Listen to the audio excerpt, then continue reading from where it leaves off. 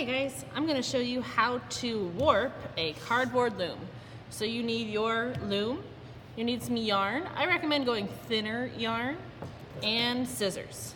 First thing you want to do is get your piece of yarn. Now you are going to need a piece that is 2 arm spans across. So if you stretch your arms out as far as they can go, we need 2 of them. So I got 1 and 2. That gives us a nice long piece of yarn to use, and we cut. All right. Now what we need to do is we need to attach our yarn to the loom. So we have these teeth across the top. We need to tie our yarn to the first tooth. It does not matter if you choose to do the right side or the left side. Top or bottom, does not matter. I'm going to weave in between the two, and I'm going to tie a loose knot. You could also just tape it onto the back. Either way works. Does not have to be super tight. There we go. So this side's gonna be my back, so it has the tail on it. So I'm gonna hold my tail in place. I'm gonna come to the front. We have a name from a student in the past. Don't worry about that. I would advise if you have tape, put it over the string to hold the string in the back with your name on it, so you know which one's yours. All right, so we're on the front. We want to pull our yarn through that first notch. Doesn't matter if it's right side or left side. Now we are going to go down all the way to the bottom, and we're going to go through the first notch and then back up through the second. So I just looped around that second tooth there. Back up to the top, go in the second, out the third. Bottom, third, fourth, and you just work your way all the way across until you get to the end. Now I flip to the back. I have some extra length on my yarn. No big deal, I can trim that off. I'll probably just cut. And I'm going to want to tape down my string right here. I just realized I forgot to grab tape. 1 second.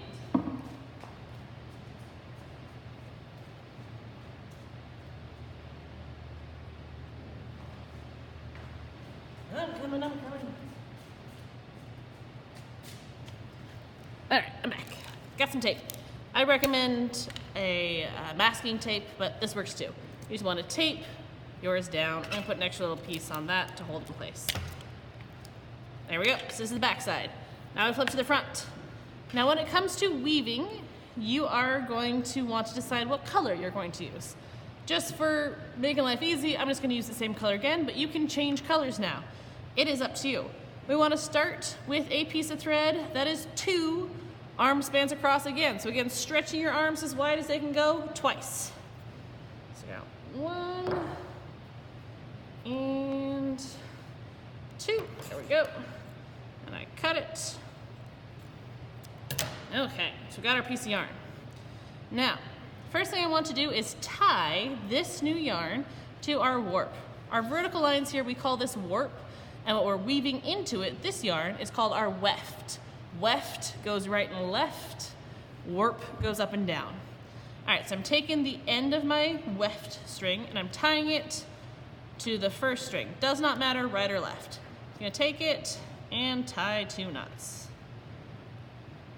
1 knot and 2 knots. And I wanna slide this down to the bottom. Any little extra, don't worry about it. You can kind of tuck it to the back. All right. So I'm going to grab my other end of this yarn. Where is it at? There it is. Now we want to start weaving. So with the weaving, we want to follow an over, under pattern. One little trick that I like to do is I like to give myself some space under these pieces of yarn. So I will take a pencil, a marker, anything I have laying around, and I will tuck it underneath every single warp strand. So now I have some space underneath, and it's so much easier to get under and over these. You can move these around, you can take them out. There's just an extra little tip to make life easier. So I take my end of my yarn that I've attached all the way to the bottom, and I'm gonna start going. So I'm gonna start over with my first one. I'm gonna go under the second, over the third, under the fourth, over, under, over. Now I want to pull all my extra yarn through. Now one thing we want to prevent is I would not want to pull it so tight that this string moves. We want to keep this edge and this edge when we get there to be straight up and down. So I want to pull out the slack, but I don't want this string to be curved sideways. And I want to push it all the way to the bottom. Now, just get my tape out of the way. Now when we come back, I ended by going over this piece. So that means I want to start with the opposite. So I want to go under, over, under, over. So I'm going to work my way back. Under, over, under, over, under, over, under. And I'm going to pull. Now one little thing I like to do is I kind of put my finger in between the loops. So when I pull, I know it's going to stop the string when it gets close to the end and it doesn't pull it too tight. All right, so now I just want to gently pull it, and I'm going to take my fingers and I'm going to push it down. Pulling it just so it's tight, but I don't want this to be sucked in. I want to keep it straight up and down. So I'm just pulling it just tight enough, pushing it down to the bottom. And you follow this pattern all the way up. I went under this one to end, so I'm going to start with over. So I go over, under, over, under, over, under, and then pull it through. Making sure it's loose enough that it doesn't pull the string, but tight enough to pull out the slack. Take my fingers, push it down. And you just keep going, back, forth, back, forth. When you decide you want to change your color, or if you run out of yarn, here is how you add the next piece. So I want to take my end. So let's say, for instance, maybe I just wanted a tiny stripe of white and I wanted to change colors right away. I would cut off the extra of my yarn. I'm going to leave a tail because I want to be able to tie it. Now I would take my new piece of yarn. Let's just pretend this was a different color. Take my new piece and I'm going to tie it on. So a simple way to tie is I take my two ends and I put them together. So my two ends together. Then I'm going to take them, I'm going to take two fingers, I'm going to hold my string in place as I wrap around both fingers. Now, I kind of open my fingers up and I will tuck these two ends in between the little loop that I made. See how it's coming up through there?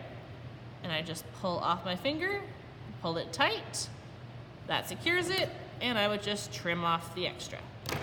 And I would just literally keep weaving, and this knot, I'll just tuck it in on the back side, and it's gonna get hidden.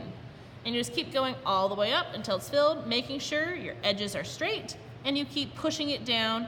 We don't wanna see any of those vertical lines. It should be all filled with the side-to-side wefts. Have fun weaving, guys.